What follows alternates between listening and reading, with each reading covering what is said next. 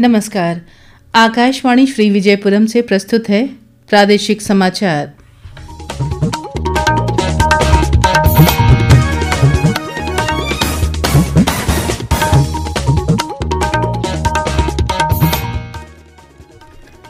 भूटान यात्रा से लौटते ही प्रधानमंत्री नरेंद्र मोदी दिल्ली कार विस्फोट में हुए घायलों से मिलने अस्पताल पहुंचे। कैबिनेट बैठक में मृतकों को दी गई श्रद्धांजलि। मंत्रिमंडल ने सुरक्षा एजेंसियों के साहस और तत्परता की सराहना की। स्वराज द्वीप को बिजली संकट से राहत। द्वीप में स्थित 4 मेगावाट पावर प्लांट में 1.5 मेगावाट अतिरिक्त क्षमता वाले ग्रिड को जोड़ा गया। और प्रकृति संरक्षण के संदेश के साथ मनाई गई महान पक्षी विज्ञानी डॉक्टर सलीम अली की जयंती।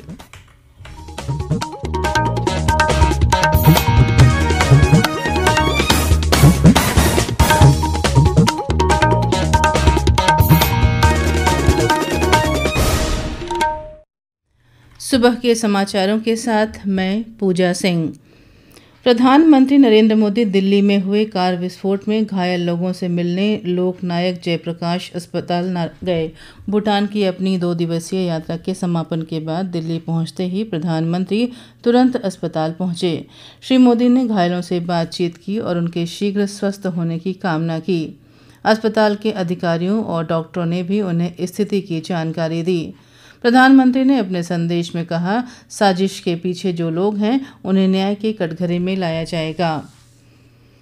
केंद्रीय मंत्रिमंडल ने दिल्ली में लाल किले के पास कार विस्फोट में हुए आतंकवादी हमले में हुई जानमाल की हानि पर गहरा शोक व्यक्त करते हुए एक प्रस्ताव पारित किया। मंत्रिमंडल ने निर्दोष लोगों की स्मृति में 2 मिनट का मौन रखा। बैठक के बाद सूचना और प्रसारण मंत्री अश्विनी वैष्णव ने कहा, मंत्रिमंडल ने हिंसा के इस संवेदनशील कृत्य के पीड़ितों के प्रति अपना सम्मान व्यक्त किया और शोक संतप्त परिवारों के प्रति अपनी संवेदना व्यक्त की। उन्होंने कहा कि मंत्रिमंडल ने आतंकवाद के सभी रूपों और अभिव्यक्तियों को कतई बर्दाश्त नहीं करने की देश की नीति के प्रति अटूट प्रतिबद्धता दोहराई। कैबिनेट ने अधिकारियों की सुरक्षा एजेंसियों और नागरिकों की समय पर और समन्वित प्रतिक्रिया की सराहना की, जिन्होंने विपरीत परिस्थितियों में साहस और सहानुभूति के साथ काम किया। राष्ट्रीय जांच एजेंसी ने कल अवैध बांग्लादेशी प्रवासियों से जुड़े अलकायदा गुजरात आतंकी साजिश मामले में 5 राज्यों में 10 जगहों पर तलाशी ली। एनआईए की टीमें ने पश्चिम बंगाल, त्रिपुरा, मेघालय, हरियाणा और गुजरात राज्यों में चयनित स्थानों पर विभिन्न संदिग्धों और उनके सहयोगियों से जुड़े परिसरों की तलाशी ली। एनआईए ने एक बयान में कहा कि तलाशी के दौरान कई डिजिटल उपकरण और आपत्तिजनक दस्तावेज जब्त किए गए हैं और उन्हें फॉरेंसिक जांच के लिए भेजा जा रहा है। मामले की अब तक की जांच से पता चला है कि 4 बांग्लादेशी नागरिक जाली भारतीय पहचान पत्रों का इस्तेमाल करके बांग्लादेश से अवैध रूप से भारत में घुसपैठ करके आए थे। फरीदाबाद पुलिस ने कल एक लाल रंग की इको स्पोर्ट कार भी जब्त की, जिसके दिल्ली विस्फोट मामले के मुख्य संदिग्ध से जुड़े होने का संदेश है। मध्योत्तर अंडमान जिला उपायुक्त सुशांत पादा ने पीएम मत्स्य संपदा योजना के अंतर्गत सुभाष ग्राम स्थित फिश कियोस्क का निरीक्षण किया। इस अवसर पर लाभार्थियों ने ऑनलाइन माध्यमों से ताज़ा व प्रसंस्कृत मछली बेचकर स्थिर आय अर्जित करने पर जानकारी साझा की। जिला उपायुक्त ने निष्क्रिय आइस प्लांट का भी निरीक्षण किया, जहां उच्च बिजली दर को संचालन में बाधा बताया गया और कृषि दर पर सब्सिडी की मांग की गई। उपायुक्त ने लाभार्थियों के नवाचार की सराहना करते हुए कहा कि ऐसी योजनाएं आजीविका सशक्तिकरण का उदाहरण है। श्री विजयपुरम में 17 नवंबर से 1 दिसंबर तक सर्किट कोर्ट का आयोजन किया जाएगा। इसमें कलकत्ता उच्च न्यायालय के न्यायमूर्ति लानू सुंगकुम जमीर और न्यायमूर्ति राय चट्टोपाध्याय मामलों की सुनवाई करेंगे। प्रादेशिक समाचार आप आकाशवाणी श्री विजयपुरम से सुन रहे हैं। समाचारों में आगे प्रमुख है बिजली और जयंती। आकाशवाणी श्री विजयपुरम से प्रसारित होने वाला ये प्रादेशिक समाचार बुलेटिन आप मीडियम वेव के साथ साथ FM 100.9 मेगाहर्ट्ज़ पर भी सुन रहे हैं।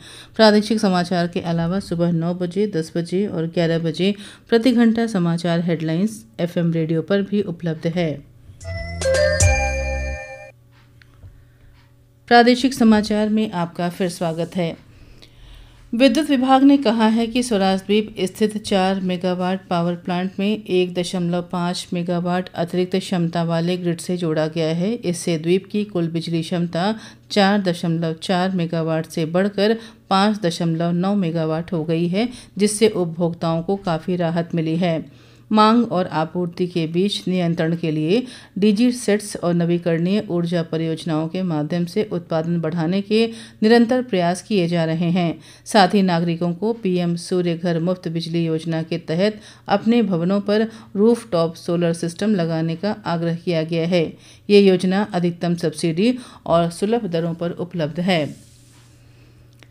प्रसिद्ध पक्षी विज्ञानी डॉक्टर सलीम अली की जयंती पर विज्ञान केंद्र में विद्यार्थियों के लिए बर्ड वॉचिंग कार्यक्रम का आयोजन किया गया। छात्रों ने चिड़िया टापू में पक्षियों का अवलोकन कर उनकी पहचान करने की विधियां सीखीं। फीडबैक टेस्ट में विवेकानंद केंद्र विद्यालय लंबा लाइन की सानवी भान प्रथम, सागरीतारा स्कूल की आसमा एच द्वितीय और निर्मला सीनियर सेकेंडरी के एम हर्षित तृतीय स्थान पर रहे। हैदराबाद स्थित Rajendra Nagar extension education institute ने कृषि विभाग के सहयोग से हाल ही में 2 प्रशिक्षण कार्यक्रम एग्रो टूरिज्म, लाभकारी खेती का नया तरीका और प्राकृतिक खेती सतत कृषि की ओर का आयोजन किया। फरारगंज में किसानों के खेतों पर जीवामृत, बीजामृत, नीमास्त्र, अग्नास्त्र आदि के प्रदर्शन कराए गए। एग्रो टूरिज्म सत्र के दौरान विभागीय फार्म का दौरा किया गया।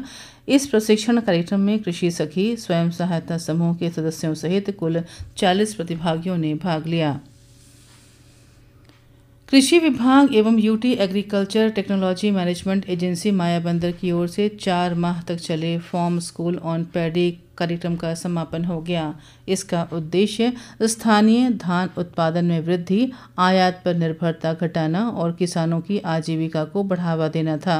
प्रशिक्षण में बीजशाला प्रबंधन, रोपाई, पोषण, कीट नियंत्रण, खरपतवार प्रबंधन, फसल निगरानी और कटाई पश्चात तकनीकों पर जानकारी दी गई।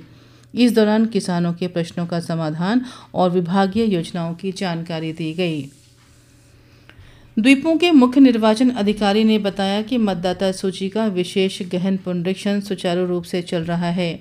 बूथ स्तरीय अधिकारी घर घर जाकर 2 प्रतियों में पूर्व छपे प्रपत्र वितरित कर रहे हैं। मतदाताओं से अपने नाम, फोटो, ईपीआईसी नंबर, पता आदि की पुष्टि कर आवश्यक जानकारी भरने का आग्रह किया गया है। अंडमान कॉलेज के निर्वाचन साक्षरता क्लब ने कल विशेष गहन पुनरीक्षण पर जागरूकता कार्यक्रम आयोजित किया। संसाधन व्यक्तियों ने छात्रों को मतदाता सूची अपडेशन प्रक्रिया और फॉर्म भरने के बारे में जानकारी दी। प्रधानाचार्य डॉक्टर एस जयकुमार ने युवाओं से लोकतांत्रिक प्रक्रिया में सक्रिय भागीदारी की अपील की। स्वीप के नोडल अधिकारी डॉक्टर एन बालाकृष्णन ने मतदान जागरूकता अभियानों की जानकारी दी, जबकि डॉक्टर आर.पी. पलनीसामी ने कॉलेज की भूमिका की सराहना की। परिवहन विभाग की ओर से कल टैगोर राजकीय शिक्षा महाविद्यालय में कार्यस्थल पर यौन उत्पीड़न की रोकथाम अधिनियम पर जागरूकता कार्यक्रम आयोजित किया गया। कार्यक्रम में 120 कर्मचारियों ने भाग लिया। परिवहन निदेशक डॉक्टर जतिंदर सोहेल ने सम्मानजनक कार्य संस्कृति और शिकायतों के निष्पक्ष निपटान पर बल दिया। सामाजिक संगठन स्मृति की रुबीना कतीब सिद्दीकी ने अधिनियम के प्रावधानों, आंतरिक शिकायत समिति की भूमिका और निवारण प्रक्रिया पर जानकारी दी। पशुपालन एवं पशु चिकित्सा सेवा विभाग ने द्वीपों में वनराज चूजों के उत्पादन को बढ़ाने हेतु आईसीएआर हैदराबाद से 5000 वनराज हैचिंग अंडे प्राप्त किए हैं, जिन्हें डॉलीगंज स्थित सेंट्रल हैचरी सहित विभिन्न हैचरियों में इंक्यूबेशन के लिए भेजा जाएगा। अब तक विभाग 60,000 के लक्ष्य में से 26,190 अंडे प्राप्त कर चुका है। अंत में मुख्य समाचार एक बार फिर। भूटान यात्रा से लौटते ही प्रधानमंत्री नरेंद्र मोदी दिल्ली कार विस्फोट में हुए घायलों से मिलने अस्पताल पहुंचे। कैबिनेट बैठक में मृतकों को दी गई श्रद्धांजलि। मंत्रिमंडल ने सुरक्षा एजेंसियों के साहस और तत्परता की सराहना की। स्वराज द्वीप को बिजली संकट से राहत। द्वीप में स्थित 4 मेगावाट पावर प्लांट में 1.5 मेगावाट अतिरिक्त क्षमता वाले ग्रिड को जोड़ा गया। और प्रकृति संरक्षण के संदेश के साथ मनाई गई महान पक्षी विज्ञानी डॉक्टर सलीम अली की जयंती। इसके साथ ही प्रादेशिक समाचार का ये बुलेटिन समाप्त हुआ। नमस्कार।